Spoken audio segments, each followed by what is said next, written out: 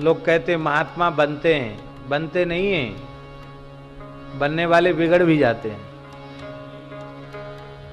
बनते नहीं है महात्मा, साधु सन्यासी बनते नहीं हैं, साधु सन्यासी बने बनाए जाते हैं। एक कहावत है, हमारे ब्रज की कहावत है, ब्रज भाषा की कहावत है कि मोर तो चिते ही चिताए आमे। मोर के पंखों में चित्रकारी यहां कोई पेंटर नहीं करता, वो तो भगवान के यहां से वो सुंदरता लेकर के आते हैं। ऐसे ही महापुरुष, जन्मांतरीय संस्कार संपन्न महापुरुष विरक्ति का, सन्यास का संस्कार लेकर के आते हैं।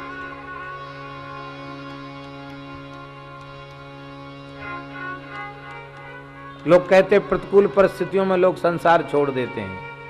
हम आपसे पूछते हैं कि संसार में लोग अत्यंत प्रतिकूल से प्रतिकूल संकट का अनुभव करते हैं, परिस्थितियों का सामना करते हैं, क्या उनके मन में वैराग्य होता है? आप बुरा नहीं मानना, वो तो स्थिति ऐसी है कि 100 जूते खाए तमाशा घुस के देखे, ये स्थिति है। चाहे जितना अपमान हो, निंदा हो, तिरस्कार हो, उनका मन संसार छोड़ने का नहीं करता। हमारे पूज्य गुरुदेव भक्तमाली जी, जिनका शताब्दी महोत्सव हम लोग मना रहे हैं काशी की धरा पर, महाराज जी कहते थे कि एक वृद्ध अपने गृह द्वार पर बैठकर रो रहे थे, तो एक महात्मा भिक्षा के लिए निकले, तो उनको दया आ गई, बेचारा वृद्ध रो रहा है। बोले आप क्यों रो रहे हैं? बोले बाबा जी आप तो मौज में हो, हम लोगों के भाग्य में तो रोना ही रोना लिखा है। जन्म के समय रोए, बचपन में रोए, पढ़ाई लिखाई के समय रोए, फिर ब्याह के लिए रोए, और ब्याह के बाद रोए संतान के लिए, और अब संतान हो गई इसलिए रो रहे हैं। अरे हाँ, बोले बड़े कठिनाई से एक ही लड़का हुआ और कोई दूसरा पुत्र पुत्री नहीं है।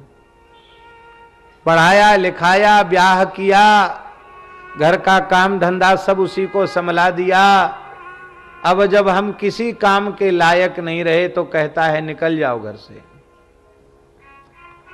बेटा और बहू दोनों ने आज मार पिटाई करके घर से बाहर निकाल दिया। मैं कहां जाऊं, कहां मर जाऊं, क्या करूं?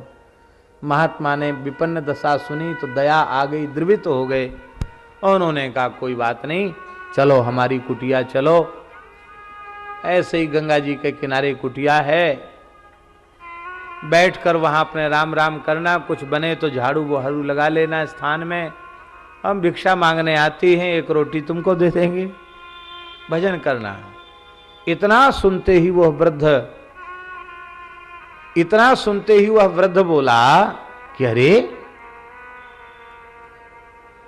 हम कोई भूखे नंगे घर के हैं जो घर छोड़ दें? महात्मा ने कहा घर छोड़ने वाले सब भूखे नंगे घर के ही होते हैं क्या? भूप राज तज होई विरागी। क्यों रो रहे हो? बोले देखो बाबा जी, आप तो गृहस्थ हो, आप तो महात्मा हो, आपको हम अपने मन की क्या बताएं, और आप पूछ रहे तो बताते हैं।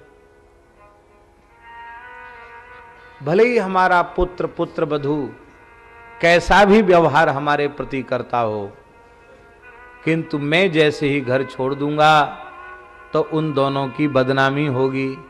मेरे पुत्र की बदनामी हो ये मैं सहन नहीं कर सकता। तो फिर रो क्यों रहे हो? प्रसन्नता पूर्वक सहन करो। उसने कहा कि आपको विलंब हो रहा, आप आगे पधारिए, आप ज्यादा व्याख्यान हमको मत दीजिए। क्यों?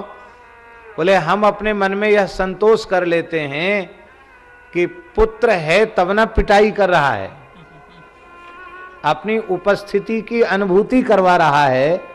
हम सोचते पुत्रवान होने का सुख ये हमको प्रदान कर रहा है, इसलिए कुछ भी हो लात घूसा खाकर भी घर में ही पड़े रहेंगे।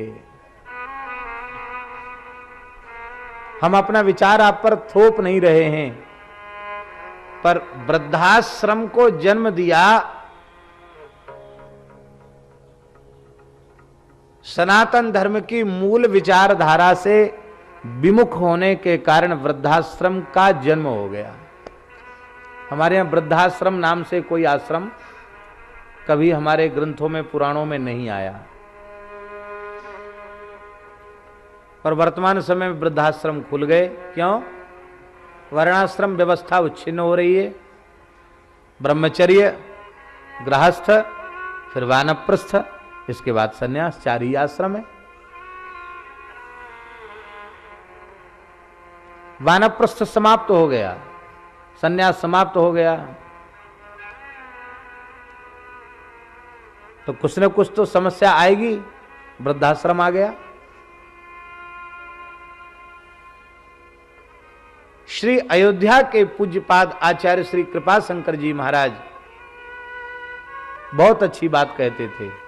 वे कहते थे, संसार तुम्हें लात मारकर भगावे, उसके पहले तुम विवेक पूर्वक संसार को त्याग कर चल पड़ो।